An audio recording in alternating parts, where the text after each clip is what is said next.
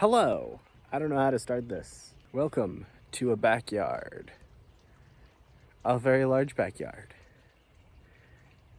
Let's talk about what happened in June and May because I forgot to do that.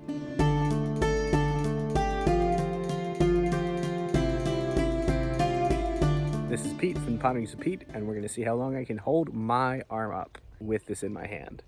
So, I've been silent for like a week, I guess. So I figured I'd start filming the next one. I've filmed some other ones, but I figured I'd do this one first. This was gonna be a little bit of a vlog style thing. I'm on vacation currently. So for the next week or so, I'm gonna be filming bits and pieces of this over time. We'll see how it goes.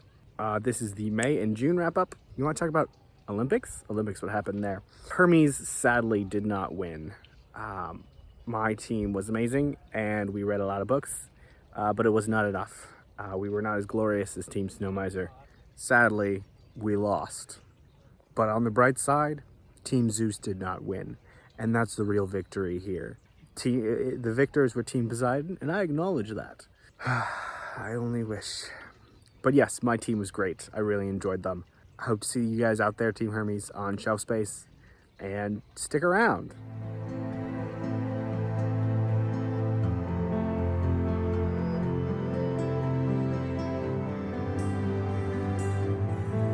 So let's talk about what I read this month. Or let's start with May, actually, because that's probably a better place to start. Excuse the shaky camera. I did not bring a tripod, so shaky. So first up, we have The Dark That Dwells. I read that back in May.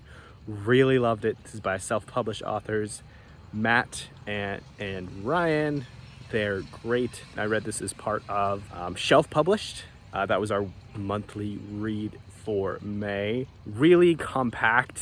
There was a lot of stuff going on in this book with multi-POVs and main characters essentially. And I wish it had been longer, but it was really good for what it was. Very sci-fantasy of a book. So check that out. I should have a review coming out for that soon.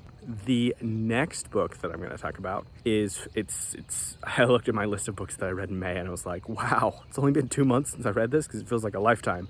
But that is Tiamat's Wrath by James S.A. Corey. This is book 8 of the Expanse series. I can't really say much here without doing like a dedicated video, but I really did like the way that they turned this with the plot developments in book 8, and it kind of ended on a bit of a whoa note. So I'm really excited for Leviathan Falls, which comes out sometime this year. And then I also heard that they're going to be doing a short story collection because there's a bunch of short stories that I haven't read that take place in the Expanse universe, and I haven't read any of them. So they're doing a short story collection that's supposed to come out next year in 2022, which means I'll get more of the Expanse stuff in the future as a collection, which will be really nice. Next up is part of Library of Alexandria's Feb Rising, which is came to a close in June. But in May, I read Iron Gold. And this was the first one that was a new book for me because I had read Red Rising, Golden Sun, Morning Star multiple times, but Iron Gold was new for me. Iron Gold and Dark Age both, obviously. It was interesting. I think Pierce Brown was still finding his legs with the multi-POV thing. I think going from one POV at 500 pages to 2 POVs at like 600 or 700, or going to, let me rephrase that, 4 POVs at 600 or 700 pages. He wasn't able to efficiently use his space. He also did a convention where he did one chapter of each story at a time, which I don't think worked well in the story that he was trying to tell, because that led to us jumping back and forth between characters that we really didn't want to see, and the different tones of the stories were kind of jarring. And I'll talk about Dark Age now as well, because I read Dark Age in June. So anyways, I think Iron Gold should have been another 500 pages at least, because there was a lot of Iron Gold was very, very set up because it takes place 10 years after Morning Star, and there's a lot of stuff he had to fill us in, and there was a lot of events that happened as set up that were kind of like, oh. And there were even characters that seemed completely different from the original trilogy that we had no context about why they were different. If you want to hear more, check out the Iron Gold live show that I was a part of with Library of Alexandria. I had a lot of fun. I always have fun talking to Alan and everybody else that we come on. So yeah, check that out. Dark Age, just finished that. Oh, Dark Age was so much better. Like, oh my lord. The two characters in Iron Gold that I wasn't that big of a fan of, that were some weaker POVs, shined in Iron Gold. It was so good. He dispensed with the whole one POV viewpoint per chap, like one POV from here. The thing that he did in Iron Gold that I was kind of frustrated with because the discordant tones, he dispensed with that, which was an excellent decision. So it ended up that like the first part of the book, like just part 1 of 4, felt like its own book on its own. And it was really good. I was like, I have to be like halfway through this book, but I was only at the end of part 1. It was great. And this happened again with part 3. I was like, this has to be to the end, right? But it wasn't. It was crazy. And I really liked it. So Pierce Brown really dug down and did this thing better. And yeah, so I'm really looking forward to book 6 when it comes out. Honestly, I also hope that he eventually writes books that are in between Morning Star and Iron Gold, because I think there's a lot of background that sort of got filled in, but we could use some of those stories that happened. Like even if he wrote some short stories or something, or comic books in between. Like I know he's done comic books for prequels about how the Sons of Ares were formed, but I would love to see some prequels or comic books like in between Morning Star and Iron Gold, because I think there's a lot of stories there that we just didn't get, that aren't necessarily the grand sweeping stories of the Red Rising trilogy or now the Iron Gold trilogy.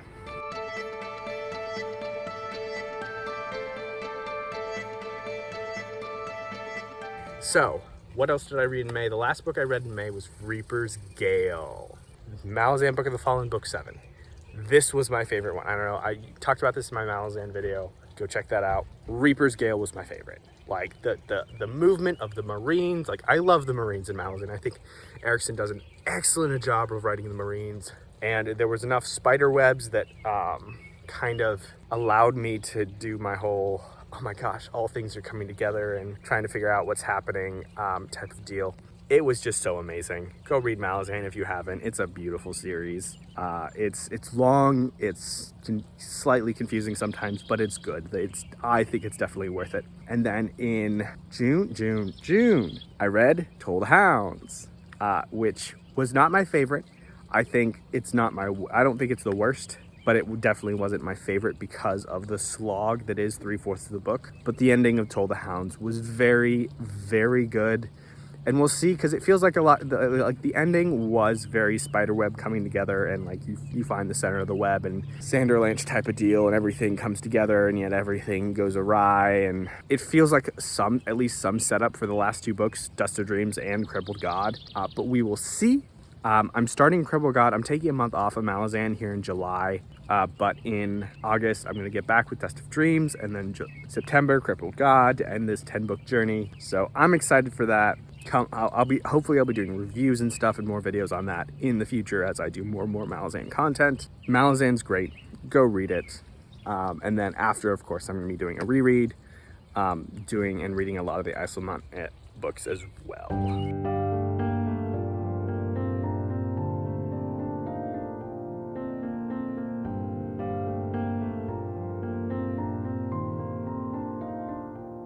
Final place to sit that involved books, lots of books. May or may not be at a retirement home, which is fine. I'm visiting grandparents, which is the entire purpose of this. So let's finish this up, shall we? So first off, in June, besides Malazan, I read Toll the Hounds, obviously. I read Dark Age, and I read Dragons of Autumn Twilight. So Dragons of Autumn Twilight is set in the Dragonlance setting, which is a D&D setting. And I'm reading it with a bunch of people that a lot of names. Yeah, it's kind of we're going to do a live show for it, which I will link up above if it's done. If it's not, then you'll eventually get it. The date for the live show is going to be June 11th. I think it's July 10th, actually, because it should be a Saturday, which is this upcoming Saturday for me. Hopefully this video will be out by then, though. I really like this. This was it flowed like a D&D campaign. I think I mentioned this a little bit in my July TBR as well, because I'm reading the second one in July. The twists for me were predictable because I've played D&D, and it feels like tropey D&D fantasy, tropey fantasy. And I don't think that's a bad thing for this book. It really leans into it, and it's if you dislike tropes and a lot of tropes, then you might get irritated by this book. But if you can stomach them, I'd say definitely give this Dragonlance series a try. But you'll hear about it because I'm reading I think it's a trilogy, so reading through them. Next one, I have my notes right here that shows me like which ones I read. Voice of War is the other one I read. Is another one I read. This was for Shelf Space. No, it was not for Shelf Space. Wrong Discord server. It was for Shelf Published, where we read indie and self-published fantasy, sci-fi, whatever works. Try to support that industry. Voice of War is by Zach Argyle. His wife, Bookborn, is on BookTube. She's awesome. Zach's awesome. I really enjoyed Voice of War. I hope to have a review out for it. And if it is out, then it's going to be right here or right there. It's going to be up there, I think. But either way, if it's not out, that means it's for. If that's not in the cards up there, then it'll be forthcoming because I definitely have filmed it already. The next one is was one that I was really looking forward to, and that was Thrawn Ascendancy: Greater Good. This is the second in the Thrawn Ascendancy trilogy. This is, you guys have heard me talk about it before. It's Thrawn, a blue-skinned chiss. Takes place in the Star Wars universe. Thrawn was originally a antagonist in one of the extended universe series trilogies, definitely the best-selling extended universe trilogy for Star Wars before Disney came and took it over. The author, Timothy Zahn, came back and wrote Thrawn for the current Disney canon. And he started with the Thrawn trilogy, which was Thrawn Alliances, Thrawn Treason. And now he's writing a prequel trilogy that takes place between episodes 1 and 2 before Thrawn comes and joins the Empire.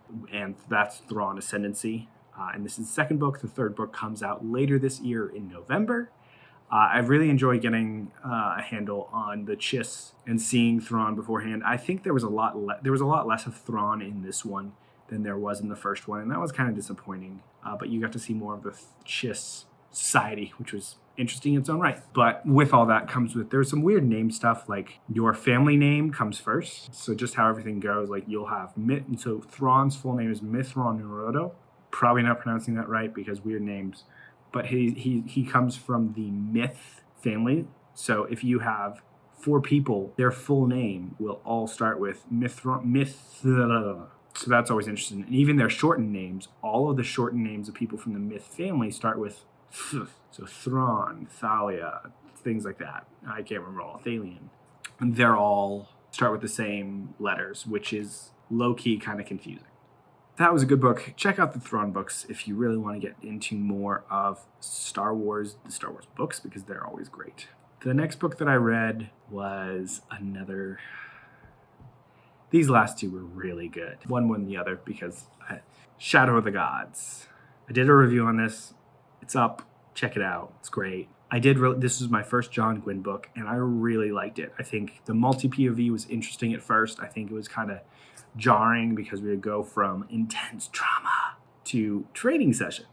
And I think he could have handled that a little bit better. And actually, after reading Dark Age, I have a better sense of like, okay, if he had done something similar to what Pierce Brown had done, where, because Shadow of the Gods was split up as like, you have 3 POVs and chapters 1, 2, and 3 would be POV 1, POV 2, POV 3, and then you'd repeat the pattern. And from what I can tell, looking at Pierce Brown's writing in Dark Age versus his writing in Iron Gold, and then Shadow of the Gods writing, and then thinking back to other multi-POV books, I think it makes sense, and even like Brandon Sanderson books like Rhythm of War and stuff like that.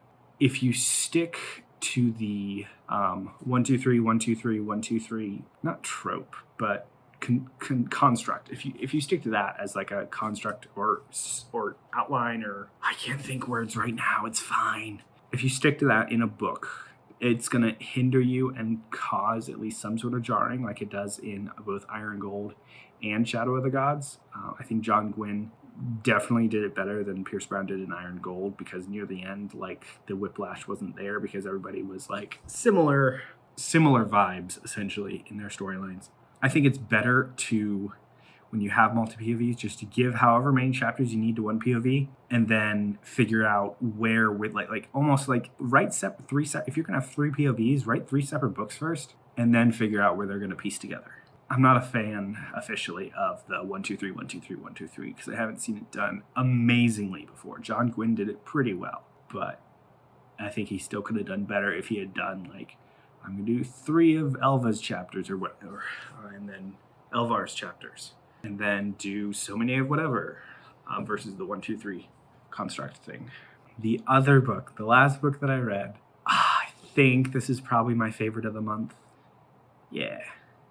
Was Shadow in Summer by Daniel Abraham. This was a really good book. This was one of Alan's propaganda books that he keeps pushing, like read Discworld, read The Great Cards, read whatever, read LPQ, read The Long Price Quartet. No regrets here. This was an amazing book. I like it the more I think about it, and even after I've just finished, like Betrayal in Winter, the second one was the first book I read this month. It was so good, guys. Just as Alan says, it was so good. Check out the live show. I did a live show for it. For all 4 of the books, we're going to do a read-along on Shelf Space. So check out Shelf Space, check out the read-along. It's a kind of an unofficial one, so it's not like the official Shelf Space read-along for the month. That's different.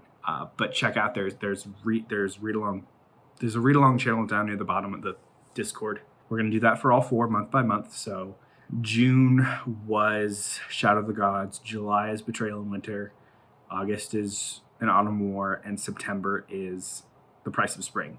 And then for each of those months, we're also going to be doing a live show. I'm going to be organizing a live show. So good, guys. Just read them. They're short books. They're like 200 pages each, at least in my edition. So check them out. Go read them.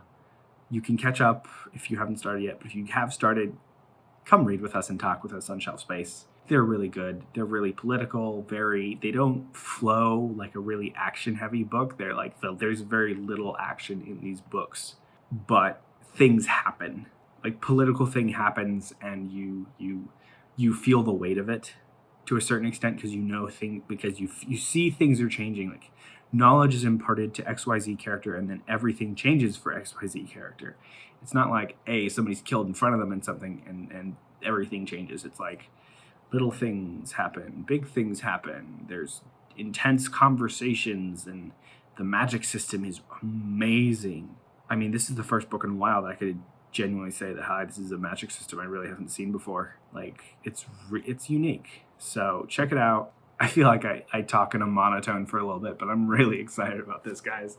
I'm trying to learn how not to talk in a monotone. So slowly but surely, we'll see. Check this out. Check out the live show with Kate from the Almost Book Doctor, Klaus from the Contradictorian, and Overly Average Ben, who is anything but overly average. He's very much above average. So don't listen to him, whatever he says. So that was what I read.